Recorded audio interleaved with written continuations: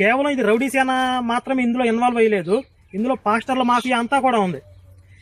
వీళ్ళు ఈ పథకం రచించడానికి ముందే, కొన్ని రోజుల ముందే విశాఖపట్నంలోనే ఎక్కడో ఒక 30-40 మంది పాస్టర్లు సమావేశం అయ్యారు. దానికి వీళ్ళు కూడా వెళ్ళారు. ఆ ఫోటోలు కూడా ఉన్నాయి. అందులో ఈ రంజిత్ తోఫీ మనుషులు ఉన్నారు, ఈ పాస్టర్ విజయ్ కుమార్ మనుషులు ఉన్నారు, ఇంకా హేమలత, డాక్టర్ హేమలత అనే ఆవిడ, ఒక ముసలావిడ ఉంది, ఆవిడ వచ్చింది.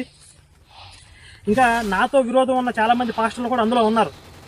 ఈ 30-40 మంది సమావేశం ఎప్పుడైతే జరిగిందో ఆ తర్వాత ఈ పథకం అమలు చేశారంటే దీంట్లో ఈ పాస్టర్ల మాఫియా కూడా ఇన్వాల్వ్ అయి ఉంది.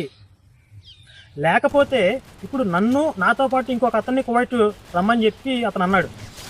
అంటే మా ఇద్దరికి టికెట్స్ కానీ, అక్కడ ట్రావెలింగ్ ఖర్చులు కానీ, ఏదైనా కానీ దాదాపు 1,00,000 నుంచి 2 లక్షల రూపాయలు ఖర్చు అవుతుంది. తర్వాత మమ్మల్ని అక్కడికి తీసుకెళ్ళినాక అక్కడ ఏదైనా